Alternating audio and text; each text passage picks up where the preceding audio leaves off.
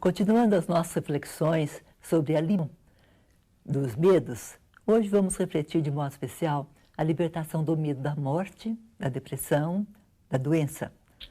A vida é um grande dom que recebemos de Deus, o maior dom. Todos nós lutamos pela vida.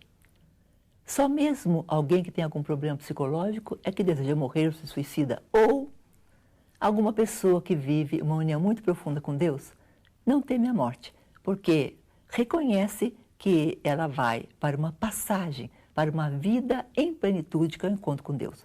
Mas, de um modo geral, nós temos muito amor à vida. É um dom e devemos cuidar desse dom. Como vamos nos libertar do medo da morte, da doença? Logicamente, devemos pedir a Deus a graça de nos libertarmos desses medos. Muitas vezes até é bom visualizar, imaginar na nossa oração Jesus segurando na nossa mão, como que passando por uma porta e indo até um lugar muito bonito, brilhante, onde há flores, onde há muita alegria, sem dúvida, assim é o céu. Isso ajuda. E a oração é uma grande força, mas Deus faz a sua parte, Jesus faz a sua parte. Devemos também fazer a nossa parte. E como nossa parte, nós devemos tomar certos cuidados. E quais são esses cuidados? Nós temos a área espiritual, a área psicológica e a área física. Devemos então cuidar da nossa vida espiritual. Como fazer para cuidar da vida espiritual? Primeiro de tudo, devemos viver na convicção de que somos filhos amados de Deus Pai. Deus Pai nos deu a vida. Haveria possibilidade de vir outros seres e Ele quis que nós viéssemos. Ele nos ama profundamente, Ele é Pai, Ele é providência. Quando viemos, encontrarmos esse mundo maravilhoso, essa natureza que foi criada para que tivéssemos aqui a nossa casa, a nossa residência e fôssemos felizes aqui. Então Deus Pai nos ama como nós somos. Não é o que as pessoas pensam, o que dizem, que vai influir nisso. Ele ama como nós somos, pecadores, miseráveis, com grandes dons ou não, Ele nos ama como somos. Então nós devemos ter essa grande convicção. Isso vai ajudar muito a nós vivermos uma vida espiritual sem tropeços, com alegria, nessa certeza que o olhar do Pai nos acompanha. Outro item importante também é nós acolhermos, aceitarmos Jesus como nosso Senhor e nosso Salvador. Ele veio a esse mundo, se encarnou, deu a vida, morreu por nós, para que nós tenhamos a vida em plenitude. E quando nós falamos em vida em plenitude, nós não nos referimos apenas à vida eterna, mas uma vida em plenitude que começa aqui, agora. Então é muito importante que nós vivamos sob o senhorio de Jesus, evitando tudo aquilo que desagrada ao Senhor, que desagrada ao Pai, que desagrada a Jesus, como, por exemplo, o pecado. Viver sempre com a consciência tranquila, na alegria de que estamos sendo agradáveis ao Senhor, agradáveis a Jesus, e estamos realmente assumindo a salvação que Ele veio nos trazer. É preciso ter uma convicção disso. Também é importante que nós nos deixemos mover sob a ação do Espírito Santo. O Espírito Santo é Deus também e toca a nossa inteligência, a nossa vontade, a nossa memória, as nossas emoções. Se nós vivemos uma vida sempre guiada pelas moções do Espírito, isso vai nos dar sempre alegria e nos vai libertar de todo e qualquer outro tipo de medo. É muito importante isso. Também é importante que nós tenhamos para com Maria uma devoção, isto é, um amor e uma certeza que ela é nossa mãe, mãe que nos protege, mãe que cuida de nós, mãe que aceitou livremente, dizendo seu sim, ser o canal através do qual Jesus viesse ao mundo. Ela, sendo mãe de Jesus, também é nossa mãe. Então, vejam vocês, o que não faz uma mãe por seu filho? Então, Maria também ama muito a cada um de nós e tudo faz para que nós sejamos felizes já aqui, agora. Procuremos imitar Maria. Rezamos o terço, se possível. O terço é uma arma de proteção. E através do terço, nós podemos pedir a Maria as graças que necessitamos. Ela vai interceder junto ao seu filho, Então, tenhamos esse amor por Maria. É importante também que nós frequentemos os sacramentos. Por exemplo, o sacramento da confissão, a Santa Eucaristia. Participemos da igreja, de uma comunidade. O sacramento é uma força. Quem vive na graça de Deus e se alimenta sempre da Eucaristia, que é o corpo e sangue de Jesus, vai tendo na sua vida espiritual uma vida plena, não uma morte, uma vida plena. E também, integrados numa comunidade, nós vamos contar com a oração dos nossos irmãos. Então, quando houver algum problema, algum medo, a oração dos irmãos vai ajudar nessa nossa libertação. É muito importante que façamos parte de uma comunidade, ou seja, de um grupo de oração que os membros todos se integram e oram uns pelos outros. Assim, ajudados, é mais fácil caminhar, ajudados pela oração e pela amizade dos irmãos de uma comunidade. Outro item também para a vida plena no sentido espiritual é vivermos intensamente aquela frase: serás inteiramente do Senhor teu Deus. Essa frase foi dita em Deuteronômio no Antigo Testamento, querendo dizer, expressar que os hebreus e agora nós não devemos ter outros senhores, seja a posse, seja o domínio, seja a posição, seja alguma coisa da terra, seja alguma outra falsa religião. Mas Jesus deve ser o Senhor da nossa vida. Nós somos propriedade sua, Ele nos comprou com sua paixão e morte, nos retirou do reino das trevas para o reino da luz. Então, é muito importante viver essa frase: serás inteiramente do Senhor teu Deus. Um cristão não é apenas cristão quando ele vai à missa, quando ele cumpre seus deveres de cristão. Ele é cristão sempre, desde o seu batismo, ele passou a integrar o corpo místico de Cristo, a igreja. Então, ele deve viver sempre sob o senhorio de Jesus. Vivendo sob o senhorio de Jesus, nós temos absoluta certeza de que Jesus, na hora de nossa morte, vai nos apresentar ao Pai. Mas para que isso aconteça e para que o medo da morte desapareça, vivamos sob o senhorio de Jesus.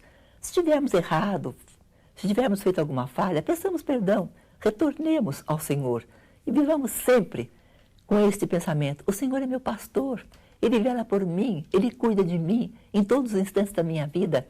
Então eu devo viver nessa tranquilidade. O Senhor cuida de mim, Ele é meu Senhor. Eu posso administrar as coisas da terra, bens, talentos, tudo aquilo que eu tenho, mas administrar.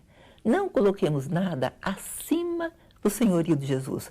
Assim nós vamos viver a libertação interior, que vai nos ajudar a ter uma vida plena.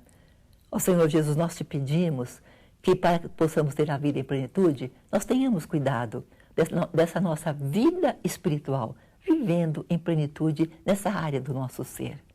A nossa área espiritual, nós temos também a nossa área emocional ou psíquica. Nós devemos procurar crescer, amadurecer psicologicamente. Isto vai ajudar também a não viver com medo da morte. Nós lemos na Sagrada Escritura, principalmente as cartas de São Paulo, em que ele diz que nós devemos amadurecer em Jesus Cristo e não ser como crianças que são levados de um lado ao outro pelo vento. O que significa uma personalidade amadurecida? É uma personalidade integrada, equilibrada, que produz ao máximo.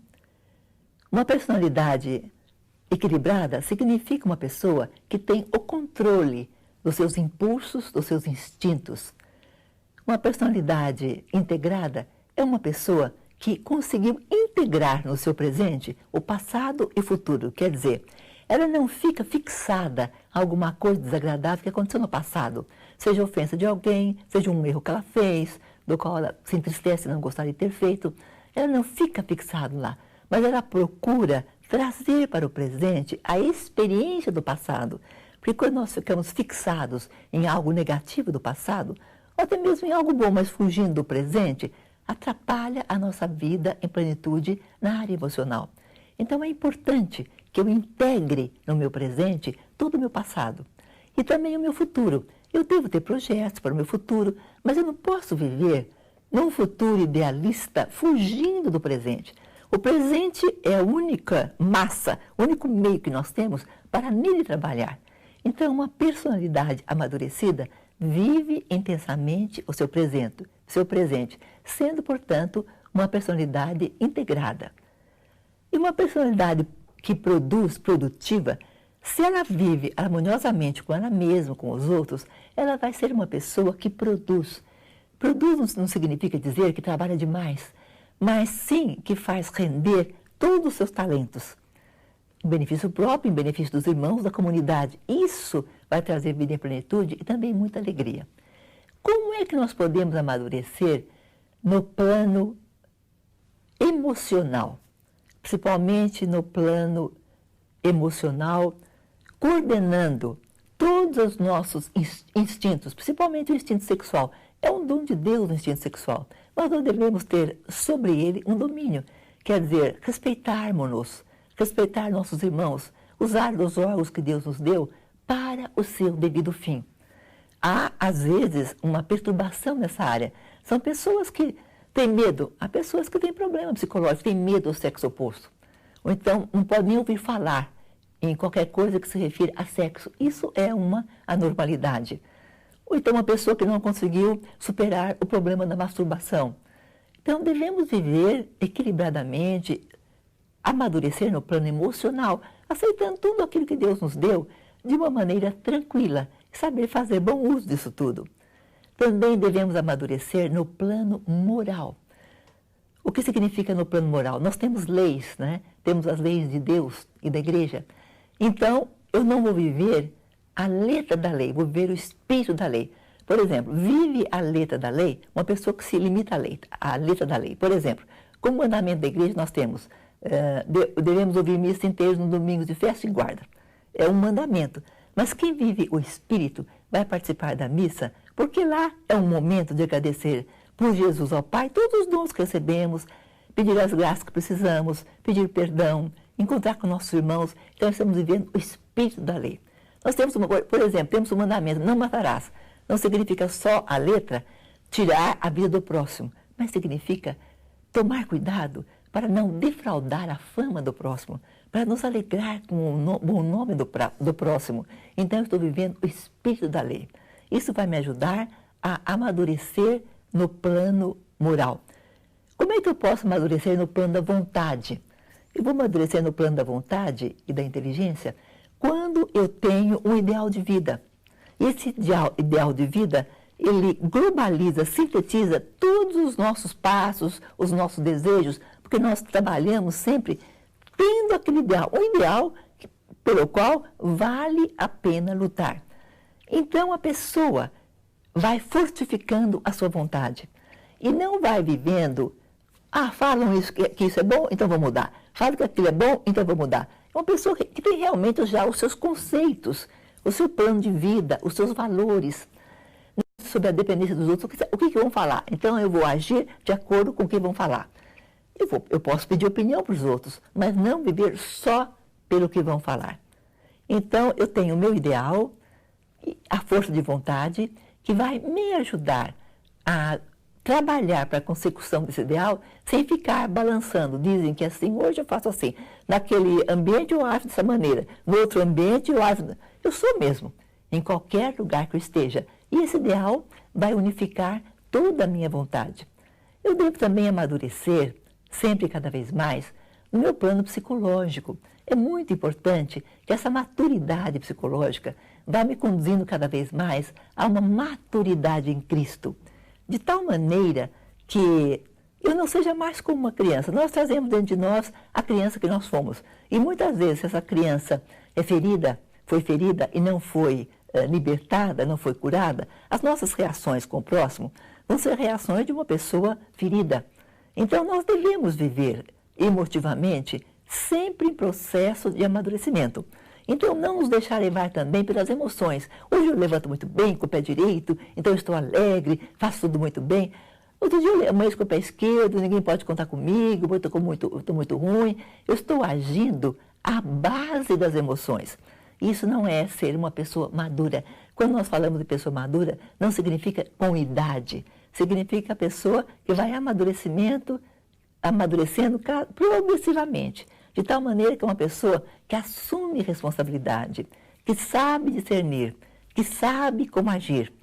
Então, essa pessoa, logicamente, vai sendo cada vez mais uma pessoa livre interiormente e vai tendo, desde agora, uma vida plena, preparando-se para a vida plena que ela terá depois. Isso é muito importante. E nós devemos pedir a Deus essa graça. Senhor, dá-nos a graça de nós amadurecermos na nossa área emotiva, de tal maneira que nós possamos ser sempre donos de nós mesmos, do nosso físico, do nosso espírito, do nosso psiquismo, sermos pessoas harmoniosamente equilibradas, pessoas que se dão com os outros, mas de uma maneira que não ficam por isso truncadas, mas se sentem livres interiormente. Dá-nos essa graça, Senhor, porque isso vai nos garantir também que nós vivamos plenamente essa vida agora aqui, sem medo da morte, sem temor da morte, sem temor de doença, e também nos preparando para a vida eterna que nos espera, onde viveremos uma vida plena. A pessoa que caminha para a maturidade, ela também dá um grande valor ao seu corpo, ao seu físico. Nós não somos seres angélicos, nós somos pessoas humanas, então temos o corpo. E os nossos órgãos são muito preciosos. O bom funcionamento de um organismo ajuda também a nós termos essa vida plena e não vivermos com medo da doença ou da morte. É verdade que muitas vezes um problema psicológico e espiritual pode afetar o físico, mas é bom cuidarmos desse físico tendo uma boa alimentação, uma alimentação adequada e cuidando dos nossos órgãos. Os nossos órgãos servem como instrumentos do nosso agir no mundo interior, no mundo exterior. E são eles também que captam todas as solicitações, as impressões que vêm do mundo exterior. Por exemplo, os olhos, os ouvidos, nós captamos para que entrem no nosso interior. Daí a necessidade de nós cuidarmos dos nossos olhos. Nós não podemos deixar que os nossos olhos vagueiem por coisas que vão nos prejudicar, sejam coisas pornográficas ou de temor.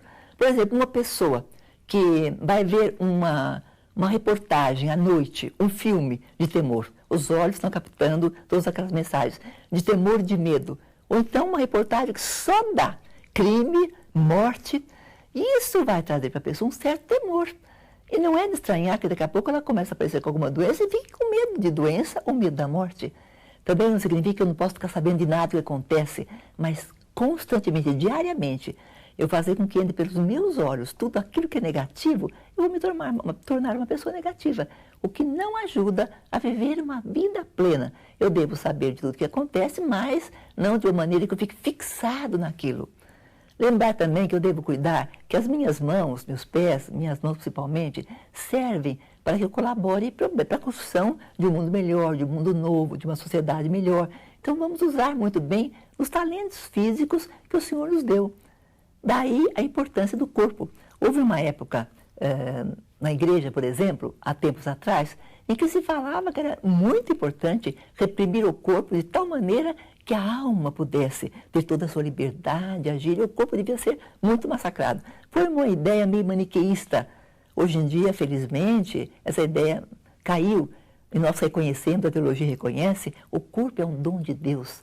Mas é um dom de Deus e deve ser usado dentro da visão de Deus. Então, bem usado para isso. Nós devemos lembrar que é muito importante o nosso corpo, porque com ele nós podemos ter uma atuação no meio que nós vivemos e ter um relacionamento perfeito entre corpo, espírito e também a parte psicológica. Impedir qualquer ferida, qualquer trauma, seja no espírito ou no psiquismo, que vá afetar o nosso corpo, dando-nos doenças. E devemos também cuidar do nosso corpo, não ficar com medo. Eu não saio porque posso pegar um vento, não é isso. Ter um certo equilíbrio, cuidado. Nosso corpo tem o seu valor, não devo ser, eu quero ganhar dinheiro, então eu vou trabalhar 12 horas, 14 horas por dia. Esse dinheiro que você vai ganhar, no fim vai ser utilizado para cuidar também da sua doença. É preciso que você respeite o limite das suas forças físicas. Você faça aquilo que você pode fazer. E nunca vá assumir um empreendimento, algum trabalho, que para você, que para o seu físico, vai ser muito oneroso. Suponhamos, você não tem uma capacidade física como tem outra pessoa. Então, faça aquele tipo de trabalho que o seu físico pode desempenhar, guiado por sua alma, mas dentro do seu limite. O corpo não é só um meio um instrumento para trabalhar, mas também é um meio de expressão. Se todo o nosso ser estiver harmonizado, o nosso corpo vai transmitir alegria interior. Então eu vou ser uma pessoa que estou sempre com o meu semblante alegre, não preciso estar dando gargalhada, mas eu estou sempre com o meu semblante alegre. Por quê? Porque eu estou bem, como você costuma dizer, eu estou bem com a vida. Então eu devo realmente cuidar com muito amor do meu corpo, para que ele, com minha alma e meu espírito, me ajude a viver uma vida plena, uma vida que seja harmoniosa, agradável a Deus e possa depois perpetuar-se para sempre a eternidade. Nós devemos pedir a Deus essa grande ajuda em todo o nosso ser e aproveitar as oportunidades para um amadurecimento. O que significa oportunidades para um amadurecimento? Significa nós temos diversas ocasiões na vida que nos oferecem desafios. Então não devemos ter medo. Vamos topar, quer dizer, vamos aceitar esse desafio. Devemos ter momentos de reflexão, refletir sobre a realidade, pensando o que eu posso fazer para partir dessa realidade para uma coisa melhor. Vamos fazer uso também da oração, da comunhão com Deus. Tudo isso ajuda a nós crescermos, amadurecermos na nossa personalidade e aumentarmos a nossa responsabilidade, sermos pessoas responsáveis. Vamos pedir ao Senhor, então, que para que nós nos libertemos de todo medo de morte e de doença, Senhor Jesus, dá-nos a graça. Toca, Senhor Jesus, nós te pedimos toda a parte espiritual, toda a nossa área espiritual, de tal maneira que nós possamos viver como filhos de Deus, alegres e felizes, porque estamos aqui construindo o reino de Deus.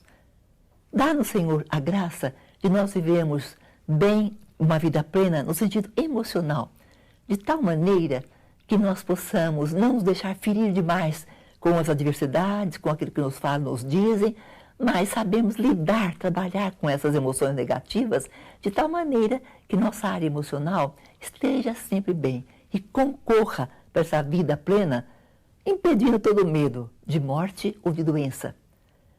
Nós também pedimos, Senhor, a graça de termos um corpo sadio. Para isso, pedimos, Senhor, que na nossa mente só haja pensamentos positivos, porque os pensamentos negativos não vêm de Deus. Quando o Senhor nos questiona em qualquer coisa errada que nós fizermos, Ele nos questiona com amor. Pensamentos negativos vêm do tentador, o demônio quer destruir a pessoa humana, então nos tenta com pensamentos negativos. Evitarmos pensamentos que às vezes tornam-se como que obsessões. Eu vou ficar doente, eu vou perder saúde, isso vai me levar à morte. Há pessoas que, por sua estrutura um pouco nervosa, vivem assim. Nós te pedimos, Senhor, a graça de nós termos um físico sadio, robusto, que nós possamos utilizar do nosso físico para empreendermos muitas obras em benefício próprio, também em benefício dos nossos irmãos. Que os nossos sentidos sejam também uma expressão do nosso ser de filhos de Deus, de pessoas que estão realmente vivendo uma vida plena, pessoas que não têm medo nem de doença, nem da morte, porque já começam a viver uma vida plena agora. Embora aqui não seja a nossa morada definitiva, estamos em trânsito para a vida em plenitude eternamente, mas vamos viver bem desde agora. O Senhor quer assim e para isso que Ele nos criou, para sermos felizes. Obrigado, Senhor, por essas reflexões. Contamos com a sua proteção e a sua ajuda para nos libertarmos do medo da morte e de doença.